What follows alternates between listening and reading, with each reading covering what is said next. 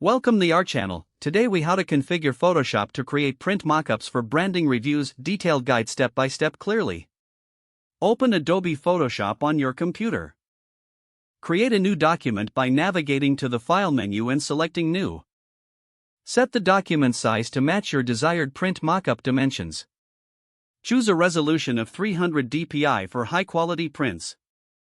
Select the appropriate color mode, typically CMYK for print work. Click on OK to create the new document. Next, go to the Layer menu and select New to create a new layer. Import your branding assets by dragging and dropping your logo or design onto the canvas.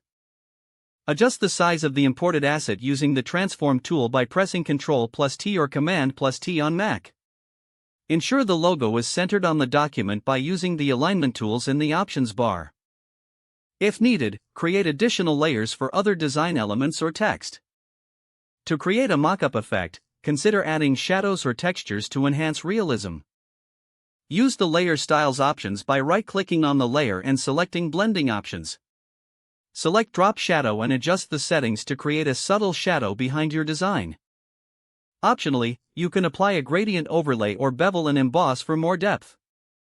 Once satisfied with your design, save your work by going to the File menu and selecting Save As. Choose a format suitable for print, such as TIFF or PSD. Before finalizing, double-check all elements for clarity and alignment. To export your mockup for sharing, go to File and select Export, then Export As.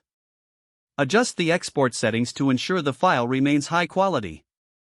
Finally, save the exported file to your preferred location on your computer. If the page does not load, refresh the browser or try again in a private or incognito window.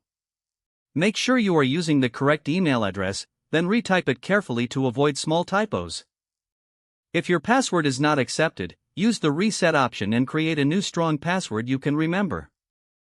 Check your spam folder for verification or security emails, then complete any requested confirmation steps. Enable two-factor authentication if available to improve account security and reduce unauthorized access risk.